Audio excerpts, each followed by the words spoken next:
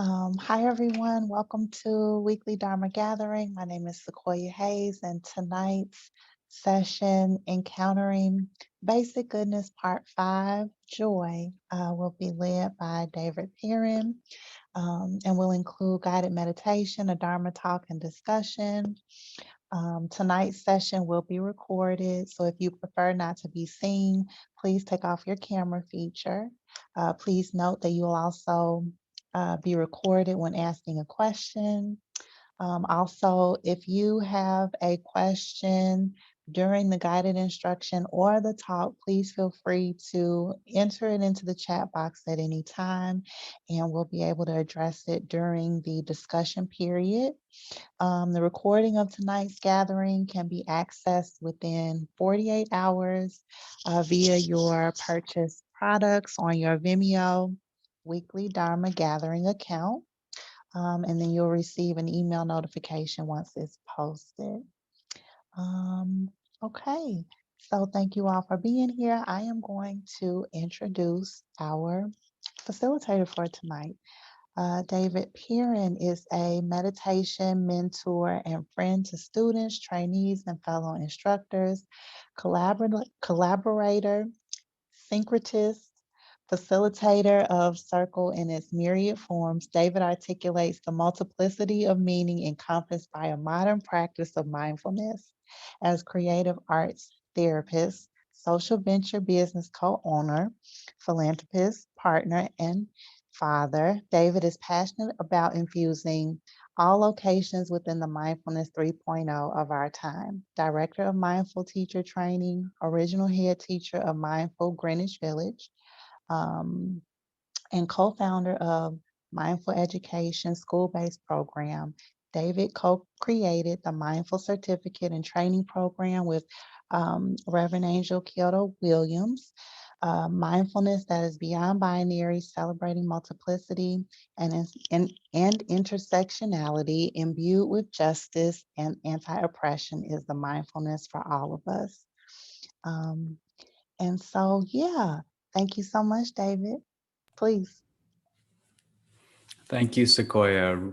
Just really appreciate you hosting and being here with us. Thank you for rejoining Ainsley and Mark and Gail. It's really nice to be with you all, and heartening that we've been sharing this series together, and the three of you have been regulars here, and so that feels really good. And hopefully, we will continue to build on this little journey we've been taking together this fall. We're going to jump right in with our meditation practice. So please feel free, or each in your seat, feel free to make whatever adjustments necessary to continue to land here.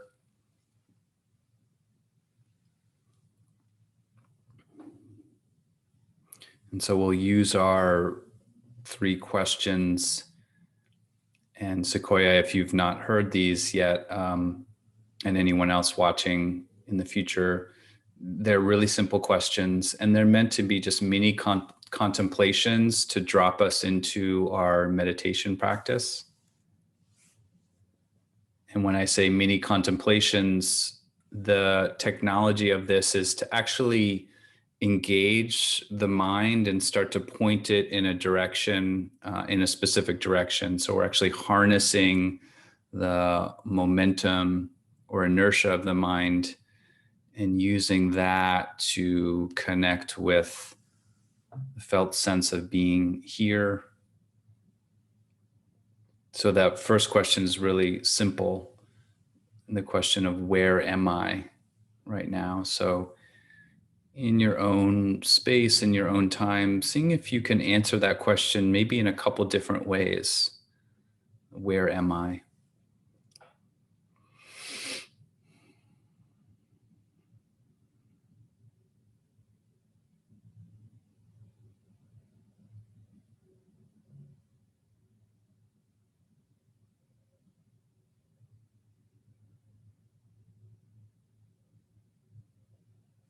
And sometimes the answers are very concrete, like I'm in this chair or in this specific room of wherever I live. And sometimes it's a little bit more broad and even abstract.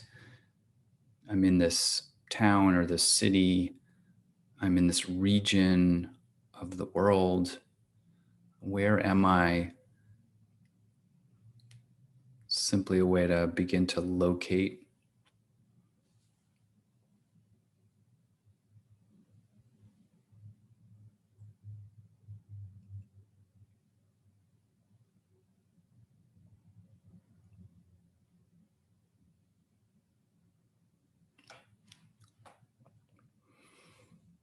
And that can also help you to feel a little bit more grounded in the place that you are.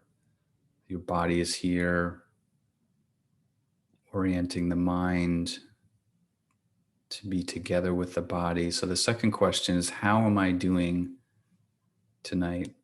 Or you could say, how am I feeling?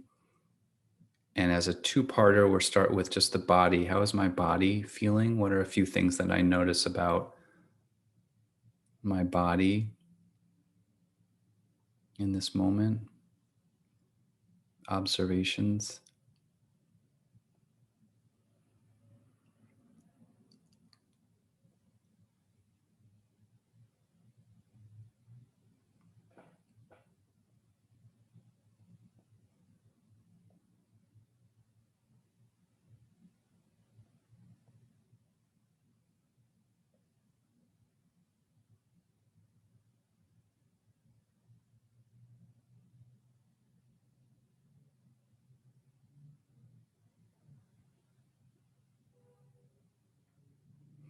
Using this as an opportunity to simply touch or lightly touch on whatever the phenomenon is. So we're not having the story about how the belly feels or tension between the temples of the head or back pain, but we're just noting that.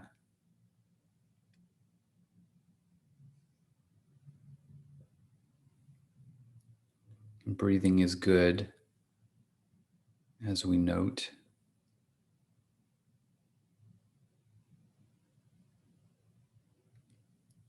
And this may naturally give way to how are my feelings feeling? So, what do I notice about either my feelings or my state of mind tonight? Like, is the mind really busy?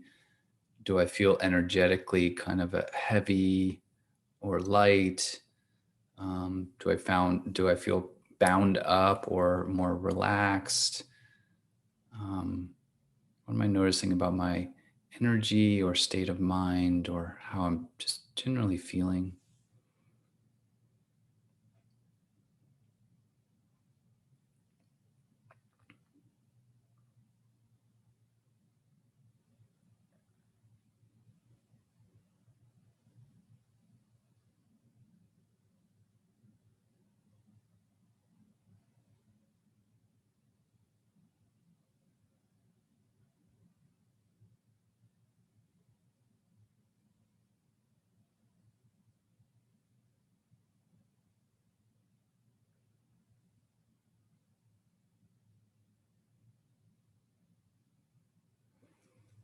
And then checking in to see if you've noted a couple different aspects of your experience. Of course, we have such a multifaceted experience, so we're just seeing if we can tune into one or two or three.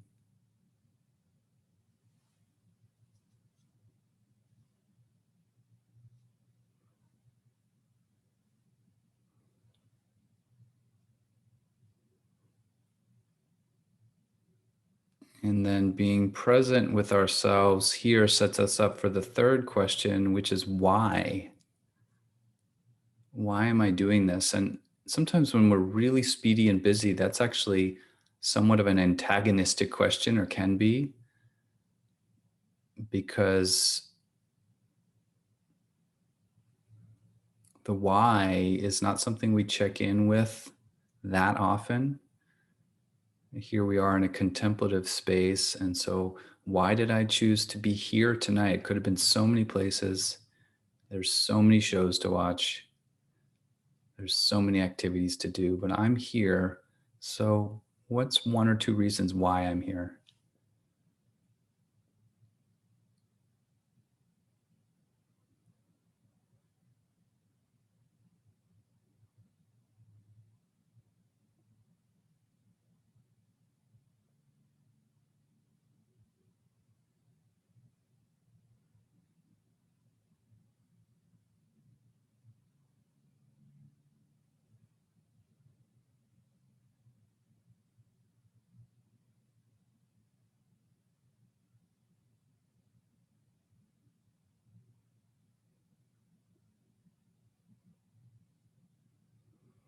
And you might take this opportunity to breathe that in. So, take that in, your why.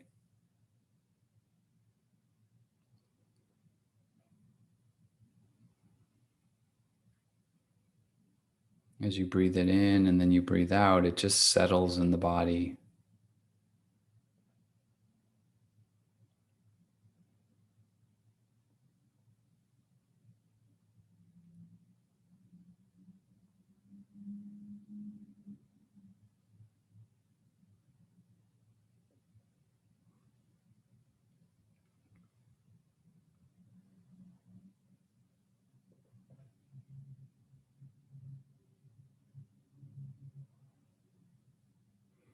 And again, once you've noticed one or two or three reasons, they've settled in the body, or we've just kind of released them internally or externally so that they're there, but we're not continuing to think about them. We're going to make the transition from this mini contemplation practice into the meditation that we did last time, um, which is a breath based practice with special focus on the out breath. So if you'd like to engage with this with eyes open, that's fine. Eyes closed is fine too. The way we introduced it was with the eyes open, the gaze just soft, about 3, 4 feet in front of us.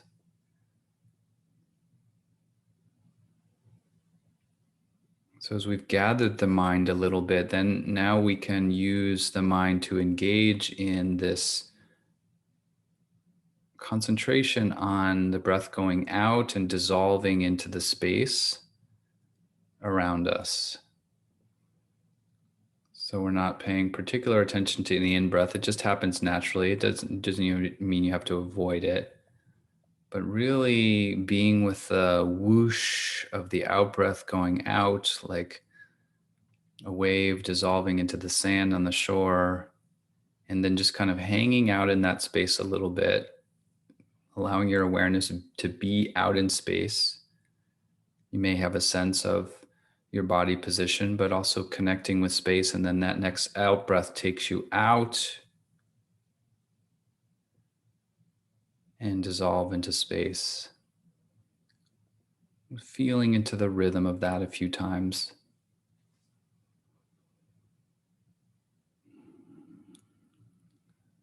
And breathe through the nose or the mouth or sense of both. Softening the muscles of the face, relaxing the shoulders.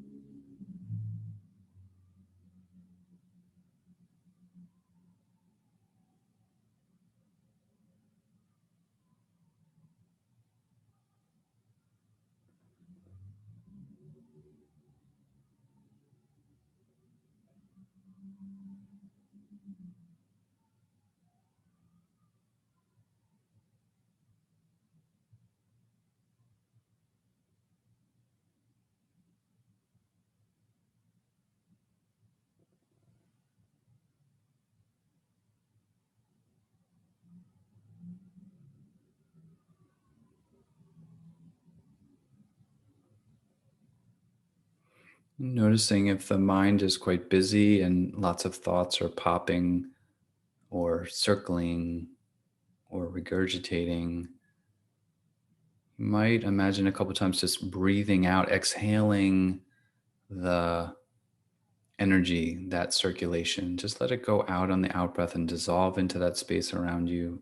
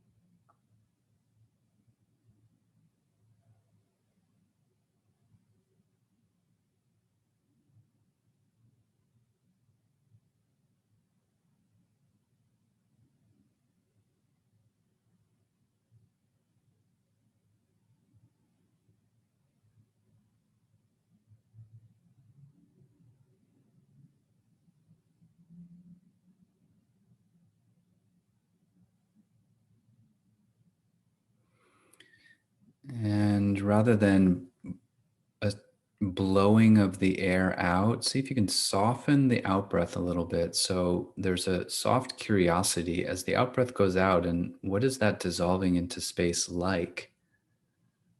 I.e., what is the awareness like when it just kind of rests out there in space outside of us? In breath comes in, softened curiosity of the breath going out, and it dissolves. And what is awareness like then and out?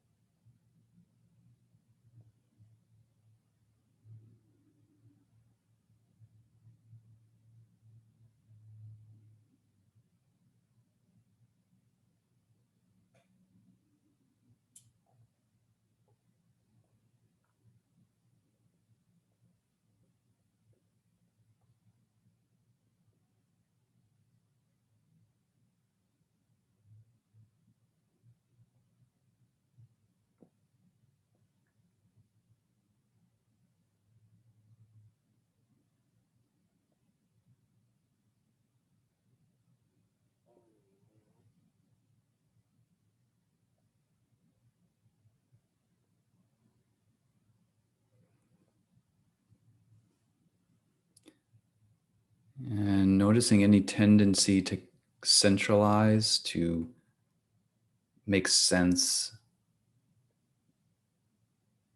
to understand if we're doing it right, using that to go back out and saturate the space around us with the dissolving of the out breath.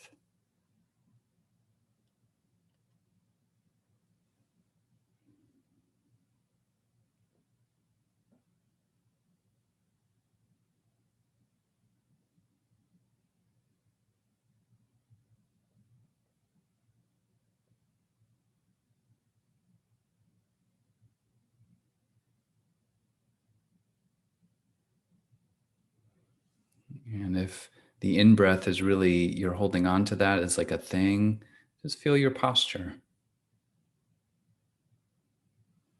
And that breath drops out for the next out breath.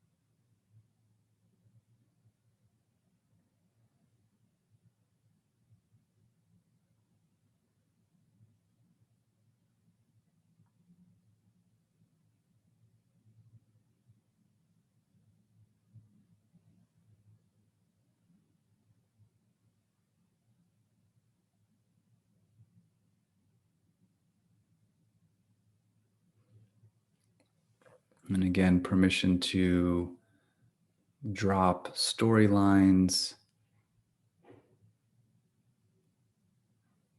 to untether from fixations,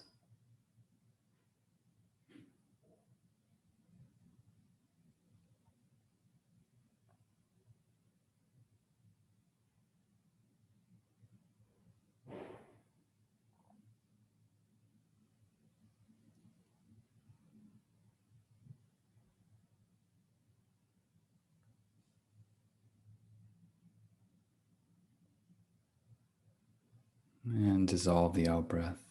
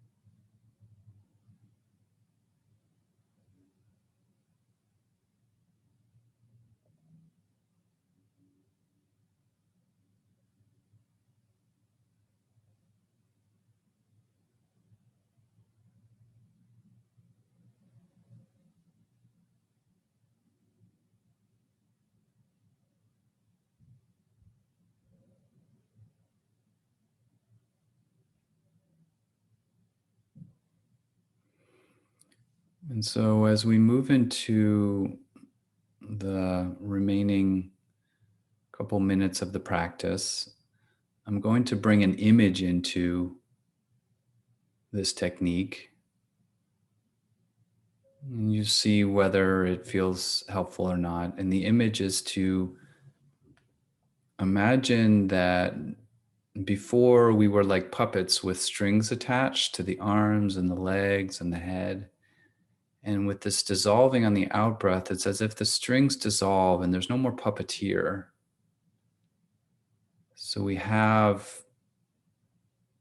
the freedom to move in whatever way we wish. So you can imagine that movement. You might experiment a little bit with just moving the body gently, softly, in small ways, whatever you would like.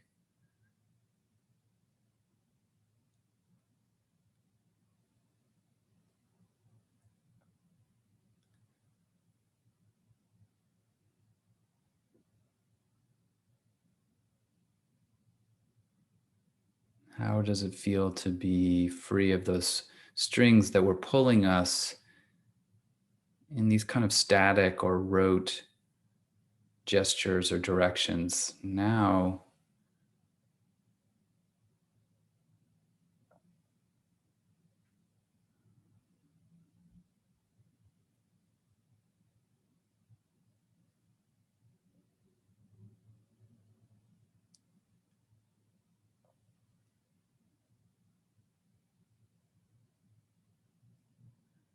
we have the ease and the freedom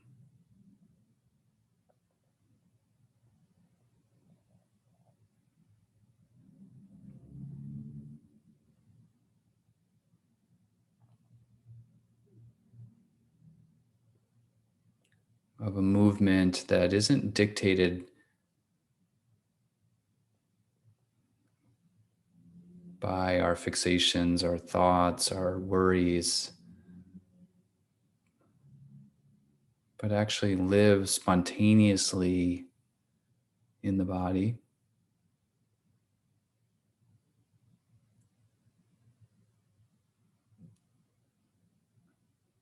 And that same fluidity is mirrored in the mind. So, mind and body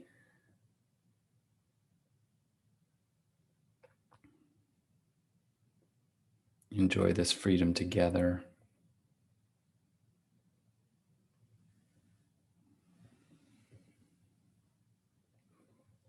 And as we transition from the formal practice, staying connected to whatever sense of that you might have, or whatever you're noticing in the body as you lift the gaze and have this kind of relocating of being back in the space together with each other in your own space, wherever you're sitting.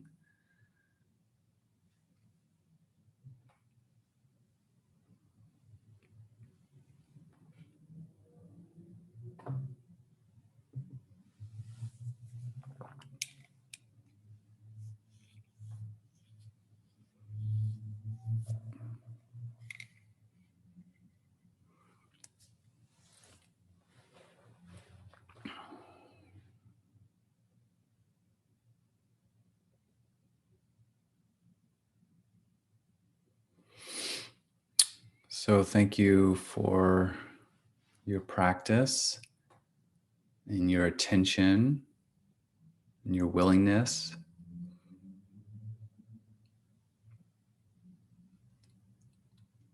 So, tonight, in this session, we're going to have a exchange, a conversation about this notion of joy. And those of you who remember back a couple sessions ago, I think it was, I actually brought this up in the talk, the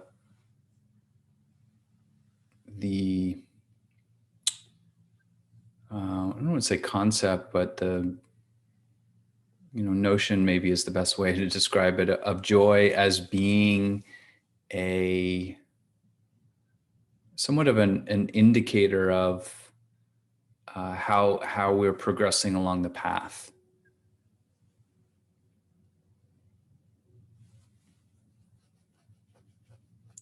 And as I as we've been talking about this whole series, as I talked about the very first class, the inspiration for this series of teachings from Shantae and myself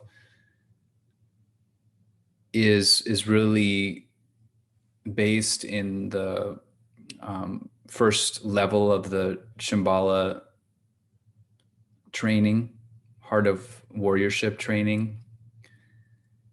And in that it's often taught as a full weekend, and in that weekend the final talk is really touches on this notion of joy. And if you can imagine sitting a full retreat for a full weekend, it's a lot of work. Right? It's we go through a lot of different phases, and even in the relatively short time of a weekend, particularly if we're sitting for most of the day. And so some we might feel body aches and pains, we might get really fidgety, we might be totally distracted, our mind might be going a million miles per hour. It's hard to sit still. This technique that we were just doing of the out breath is profound, but it's also not as in my experience is not as readily integrated as a full breath. Like when you're doing the full breath, there's a way of maybe being able to synchronize with that full cycle of the breathing. So the here where we're not really paying attention to the in breath, and then the out breath goes out, and it's like, wow, doing that isn't particularly easy, and yet there is this way of connecting to something that is often unique or unfamiliar to people who have never done meditation or who haven't done it that much. So joy. In a moment, I want to ask you what that word evokes for you, like what other words or phrases come to mind. When I say the word joy, this is an apropos topic to this time of year, because that word gets used around the holidays, of course. And so exploring a little bit about what it means in this context, which may or may not be the same as what it means when it has like holly branches of holly and those little bells and antlers and all the other Christmas stuff. So what are for you all, what words does that joy evoke? What does it bring up when you hear the word joy? And not necessarily, I mean it's just genuinely whatever response that you have to it, or you have associations with it, good, bad, or indifferent. I'm not actually really not fishing for particular answers at all. I'm just curious what it evokes.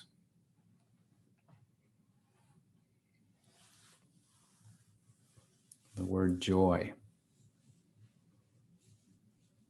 The first thing that I thought of was just a kind of lightness or buoyancy and presence, a sort of ability to be present and not be, to really be in the moment and be present, so that you're not sort of worrying about the future or just thinking about what just happened. When I think about being joyful, it feels like a kind of ability to witness our own lives. Yep. That's great, Ainsley. Thank you. And I guess I'll follow up on that a little bit. Have you had that experience in the context of meditation? Yeah. It's sort of, it's not like a reliable thing, but it does happen. It's a little bit like oh wait, I'm just fine. I'm okay. Everything's okay. Mm-hmm. Great. Thanks. That was a hard question, so thanks for answering it. I might say, well, my first had several thoughts. One, which is more the holly bells and things, but it's ecstatic. It's kind of this vibrant, energetic feeling. Mm. But then the other one is is like coming home, or ease, but also kind of, or it could be kind of like liberation, could be, or freedom, like kind of this feeling that, like, I imagine being in a beautiful outdoor scenario, surrounding, and just feeling kind of like totally untethered and able to kind of really be, I think it goes back to what Ainsley said, it's like, feels like you're really in the moment and able to kind of be with what's going on right then. But Yeah, Mark, that's a beautiful description of that, and I love the way you're evoking nature as a place where one might experience that, because actually it's an interesting combination that you're bringing up, the combination of energy and vibrancy, and then I don't know if you use like peacefulness or settledness, or being at home in one's being. It is that's a quite interesting, that I think nature is actually one of the best places to look for that, right?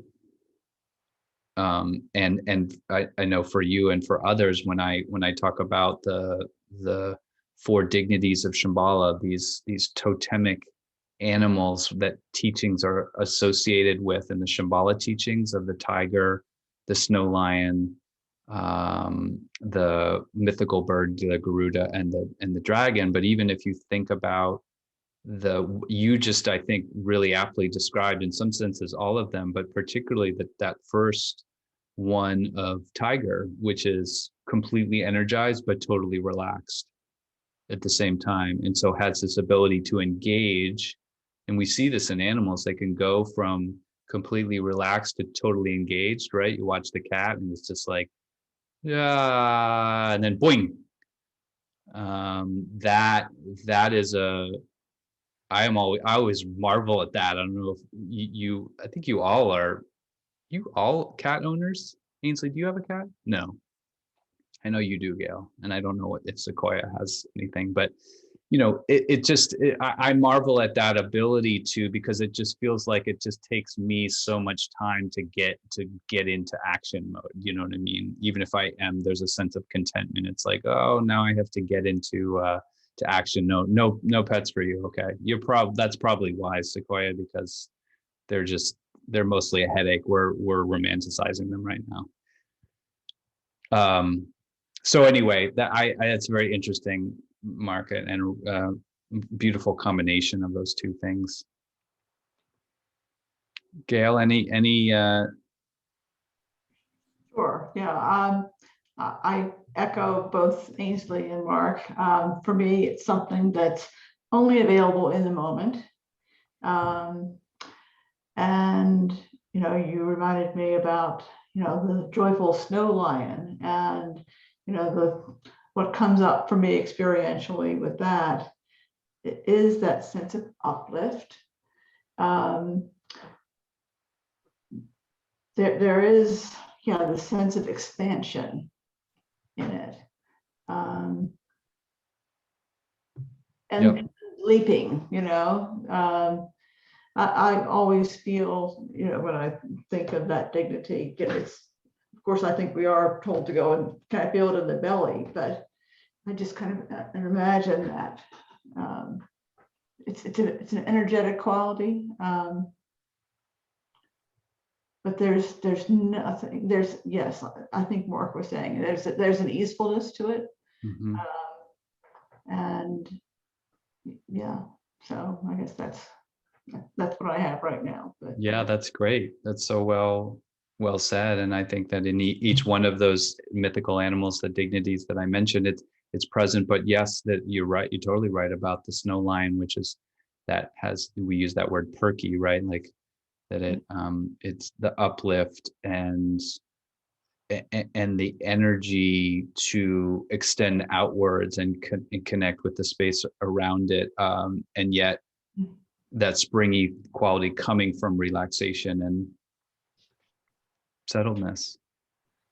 Yeah, and that I think that the expansion part is pretty important to me. Yeah.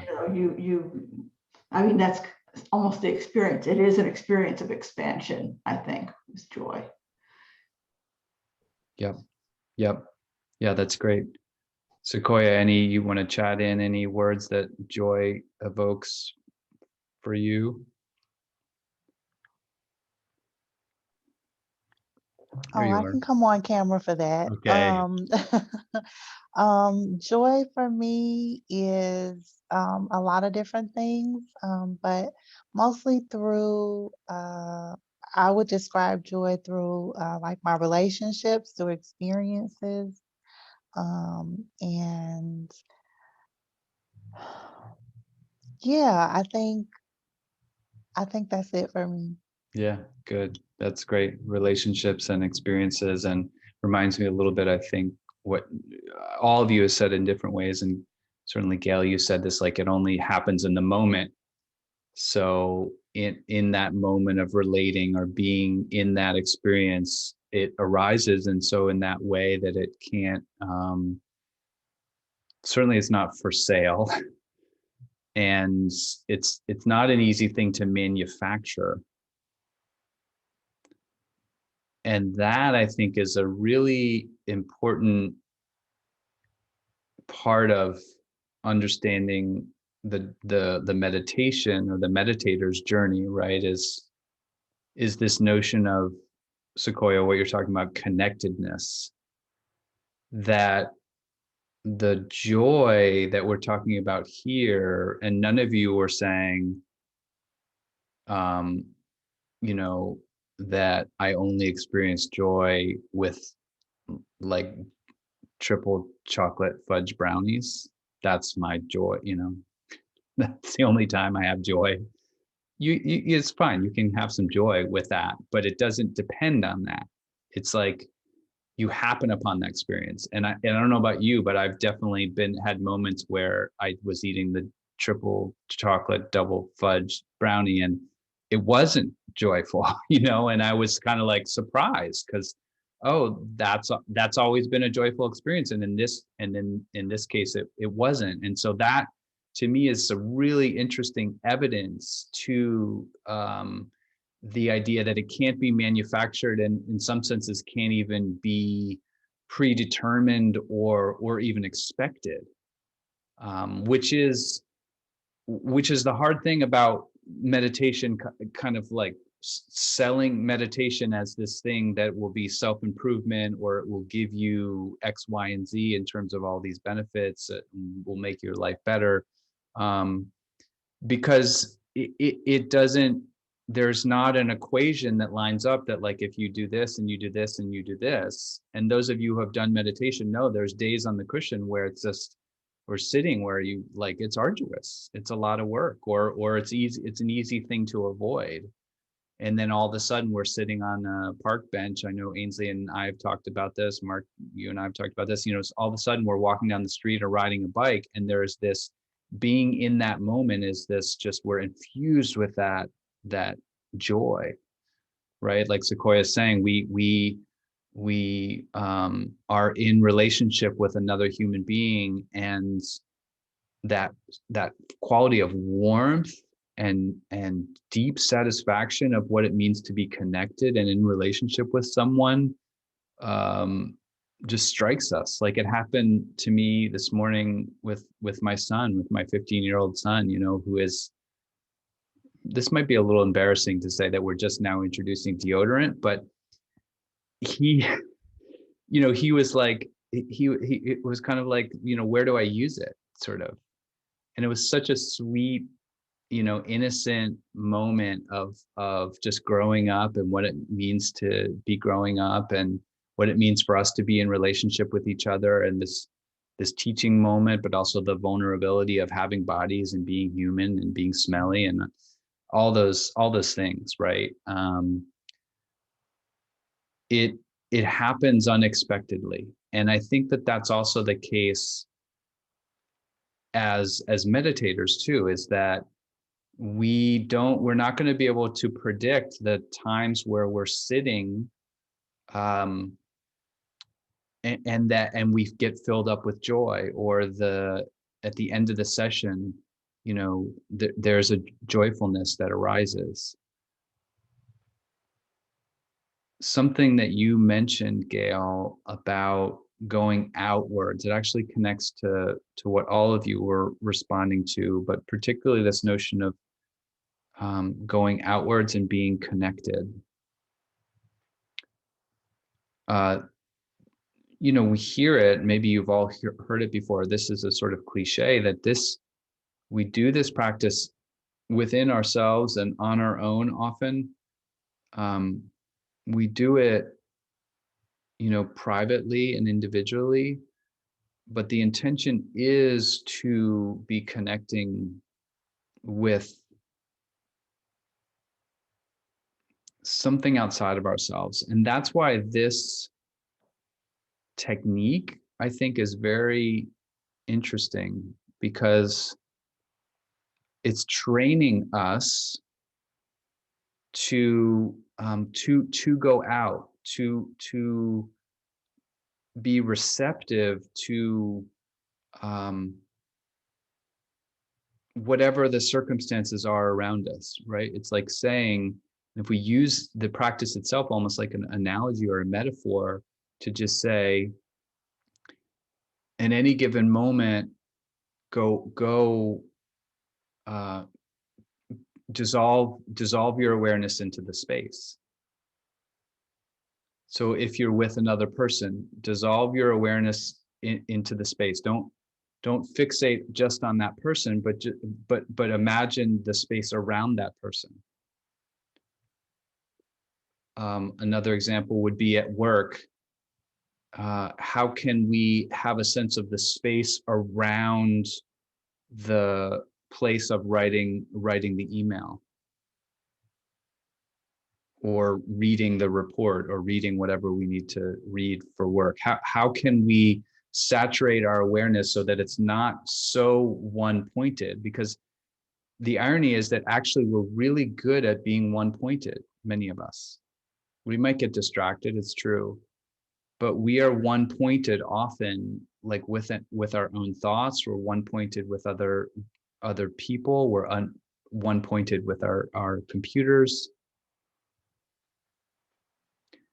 And along comes a technique like this that says, what are the other cues that your awareness is picking up in the environment?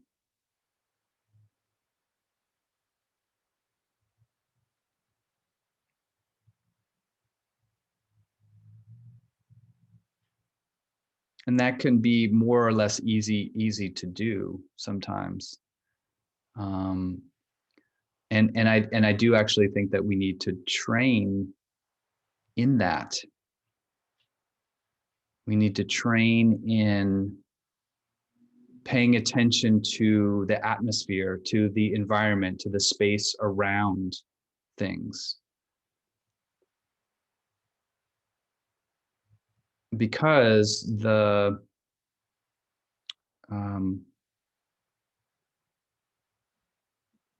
Gail, as you mentioned, this going outwards, where this goes in terms of, if we go back to the beginning of basic goodness, right? We started off this series talking about basic goodness. And the Shambhala teachings I find so compelling, because it's saying not only are we thinking about our own basic goodness, and we're thinking about the basic goodness of others, but we're also thinking about the basic goodness of the whole fabric of society, right? Sometimes the phrase enlightened society is used.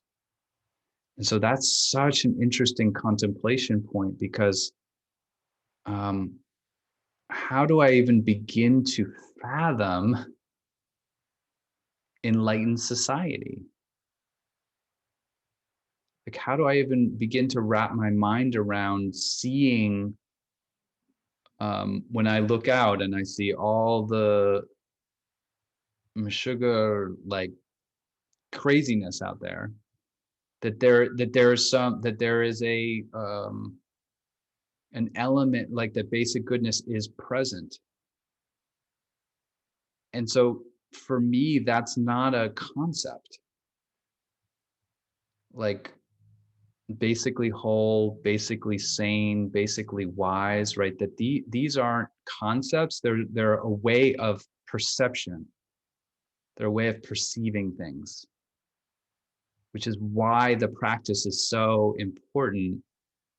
As we dissolve on the out breath, or we have that awareness of the space around us, it's so important to, in a sense, retrain, unlearn the way we've perceived, and then retrain ourselves to tune into the world around us in a way that we don't have, that there's no one pulling the puppet strings.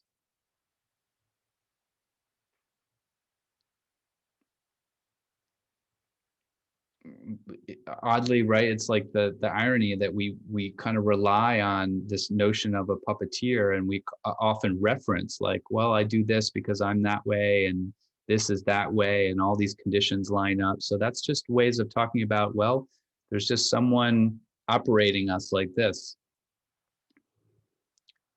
And that seems actually, we don't think about it that way, and it seems we just do it because it's like a convenient way to be. And I think about that for myself as even my relationship to my spiritual tradition, right? There were ways in which the within the Shambhala tradition, that it was kind of like, here's the journey that you go on, and here's the chants that you recite, and here's the textbooks that you study, and here's the vows that you take, and right. So everything being set up for me in a spiritual tradition was very convenient in a way, because I kind of, like, it took out some of the choice points for me. And I think that can be, that it's not to say that that's not necessarily helpful either in a spiritual tradition or a job or even a political affiliation. Like anytime that we are moving along with any kind of sense of doctrine or prescription around how things should be, there's a way that we can actually find and locate ourselves there and evolve our way of thinking. And this is the very interesting thing about everything that's happened with the Shambhala tradition, is that, and there is the invitation to imagine what it's like to not have the strings that are attached. And to be in that place of like, well, I'm not sure how next my body is going to move, right? Like I don't know, maybe I don't even know. And this has been a contemplation for me as a practitioner within this lineage. I don't even know what should I do next, because someone's not telling me what to do next.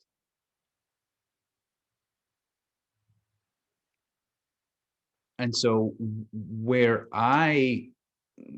that takes me is into this way of perceiving the world, right? Is like using my practice as really a training ground to then, having studied the different principles of the lineage and the tradition, to really begin to in some senses follow an inner orientation or an inner bliss, if we can even use that word, right? Like follow that, and trust a little bit more that what feels joyful, right? Where there is energy and settledness and relaxation and the ability to connect, like that is it's almost a weird way to say, it's like an inner guru. It's an inner teacher. It's an inner guide. We find that through relationships. We find that through the natural world. We find that through our own intuition. And if that is naturally occurring, then that to me it's possible. It's like then becomes this way of seeing the whole world and seeing other people and seeing society, that actually that is possible for people to move in such a way that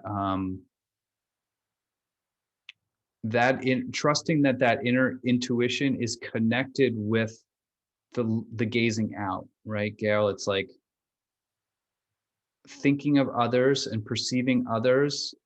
And if I train in like having my awareness go out, or to think of others, or to have that awareness not just be centrally located, then all of a sudden the space inside of me, of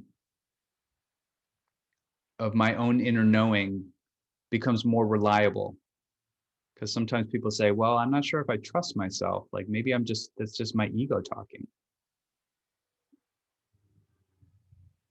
If I've trained in going out and connecting with others, it's more trustworthy. That's the hypothesis. So ultimately, joy, I think, is this way of perceiving and being in the world, that we are learning more and more to trust by extending our awareness outwards.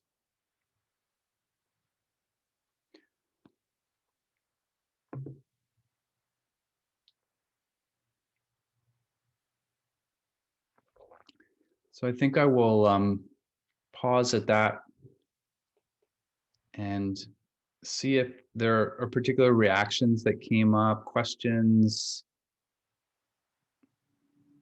challenges, amendments.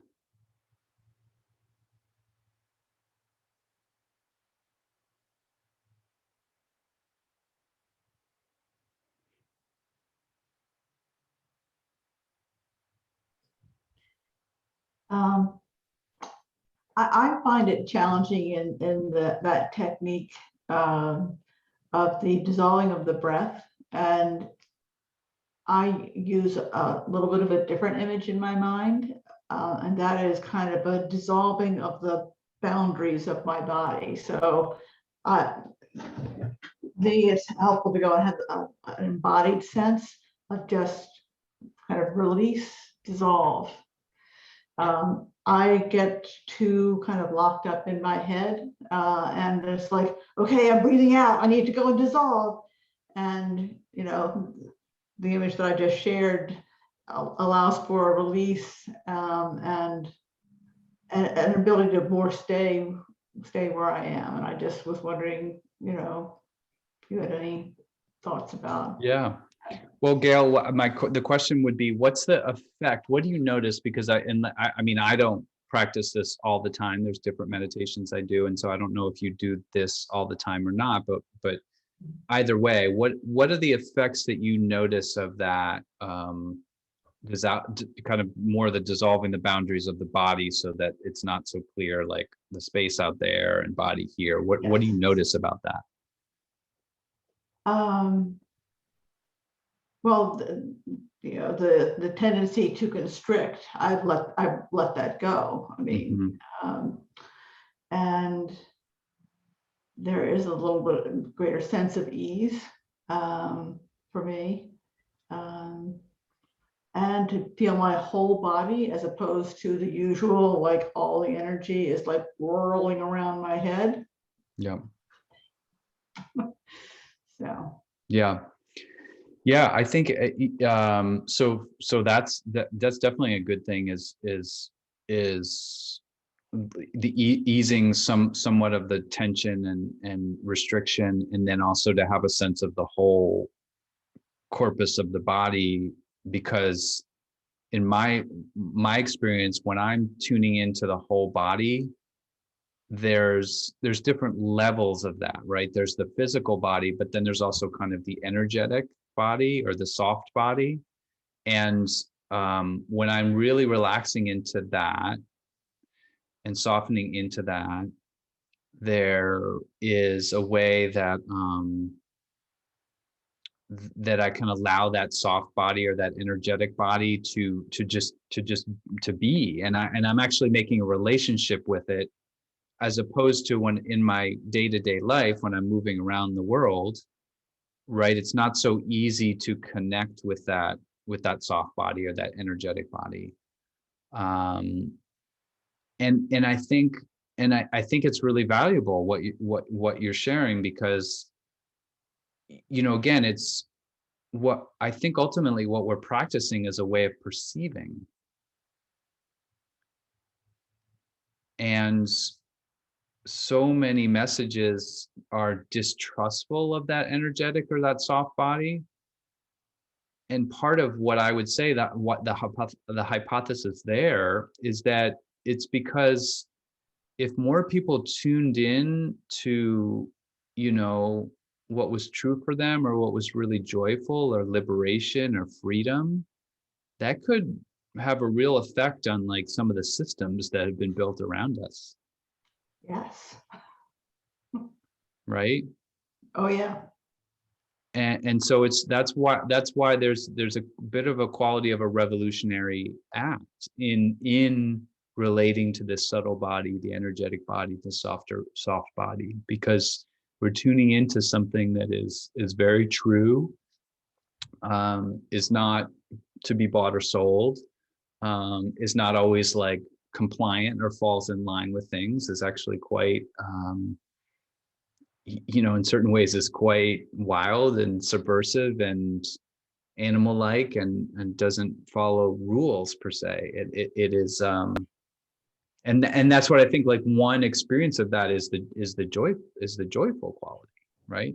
It's energized, it's buoyant, it feels at home, there's not a sense of lack there.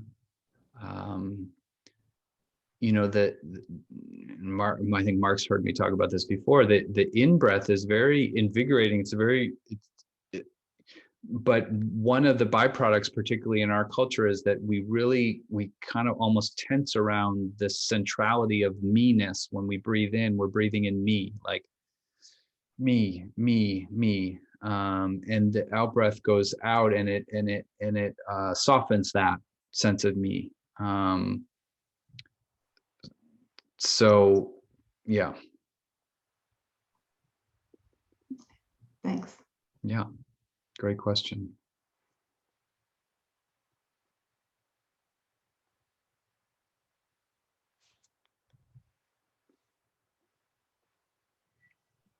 It's funny, that whole notion of decentering ourself, and then you become more aware of what's outside of you. But the byproduct is also like, then you can see yourself in a different way, in a relational way, or in a less, I don't know, less like harsh. Like if you can develop that compassion outward, it can rebound in a way. Yeah.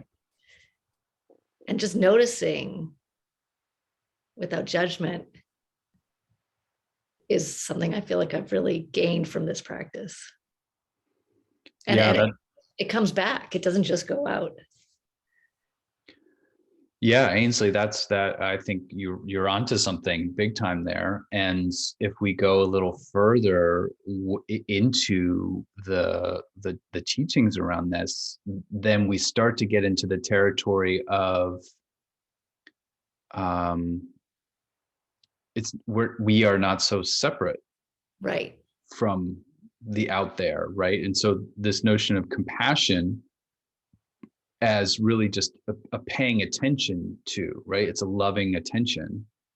That is the active, in some senses, active part of compassion is being engaged with whatever we are gazing upon with all of our senses. And then, as you're saying there's this kind of bounce back, maybe because we're actually looking at ourselves. When we gaze outward on whatever it is, we're looking. If you start to buy into the teachings of non-separateness, then everywhere we're looking at ourselves. right. And that, I do think it takes some training, because it's on some level it is freaky. But I think that there can be this way in which, and again, joy is just such an interesting indication of aligning ourselves with what is really true, right? So that's what these wisdom teachings will say, is that we are not separate. We are interdependent, we are interrelated, we are interconnected with each other on many, many levels. And so to me, like, associating joyfulness with, and a number of you said it, right? It's like being present with what's happening right now. Like, I'm not, another way I sometimes talk about it is like, I'm not struggling with my own mind. It's like, I'm thinking about this, I want to be here, but I'm actually here, and I'm kind of like, tussling with something. It just being in the present moment, which is the only thing that's true. And then this notion of compassionate gazing on the other, which is us, which is also true. Wow, feel that infusion of joyful energy, just because it's for no other reason. It's because we have tapped into something that is so true. As Mark talked about nature, I mean, nature is such a good example of something that is always going to be true. It's not, there's no deception with it. It is what it is. And so when we are in that stream, that psychic stream, and we're related to the subtle body and aligned in these ways, to me, yeah, that's pure joy.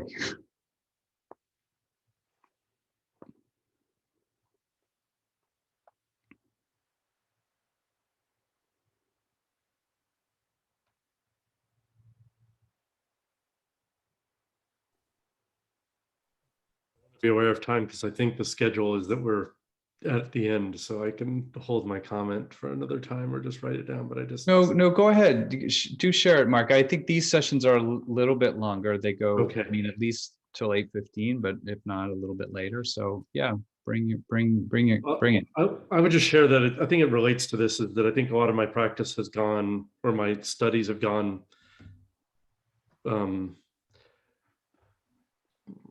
they're a little bit outside of Shambhala, but kind of very central to Buddhism. But it's I think that recently my practice, the practice of impermanence and not self or emptiness, have really become more of a practice and less of an idea. And I think it relates to what you're saying, is this idea of, like, I'm also reading Mingyur Rinpoche's In Love with the World, and he talks about this bardo within, when you're meditating, that there's this moment where you're in between things, this gap when you can see things. And I think it's this idea of feeling yourself being the self, and this goes to your puppeteer, being constructed in that moment. That like, this is, this idea that at least for me, it feels like what's happening now. And then also that aspect of self, that I am not just, I am a lot of things.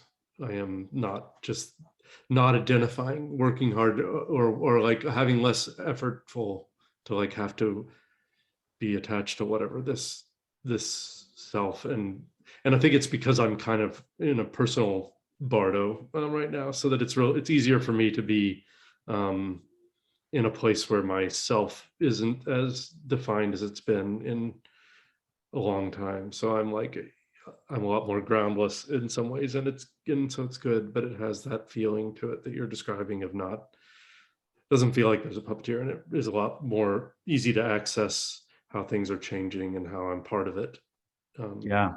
So yeah, that's great. Yeah, thank you so much for sharing that. And it's sounds very personal, and I know that it's personal for you. And I think I really enjoy hearing and appreciate hearing that it's less of a concept and more of a practice and more of an experience. And I think a number of you have alluded to that today and in this session, is just that, when we we are experiencing our lives, and that experience is infused with a kind of quality of awareness, of compassionate awareness, then the notion of following our joy or following our bliss should be not so much. I know for myself, it's like I'm so worried about hedonism and just kind of becoming an egomaniac, but I think more and more I appreciate the really radical act of being able to tune in from a place of that awareness that can go out and go in. That we practice, like, I'm going to go out with my awareness, and then I'm going to go in with my awareness. And I think that if it's like if we could bring that to all of our work, whether it's anti-racism work, whether it's building healthy communities, whether it's just how we're relating to coworkers, how we're relating to social media, any of these ways in which that attuning ourselves to the inner and the outer, and that's the practice, and that we use joy again as this indicator, or this notion of, like, what is that leading towards a sense of joy, like the genuine joy that you've all defined tonight? And if so, then yeah, we're on the right track. Like, our path is, we're moving along our path because of that experience of joy. And if we're working extra hard and kind of beating ourselves up and exhausted, or we find ourselves fixated on things, or we find ourselves like grasping or particularly aversive, all of those experiences, then that's a time to reach out to a meditation teacher or instructor and say, hey, how is my practice interacting with the way my life is going? And because the joy thing is like, I kind of lost that as an indicator, a reference, or just a view, a perspective. So I am wishing you all so much joy this holiday season. Now we're going to sing a Christmas carol.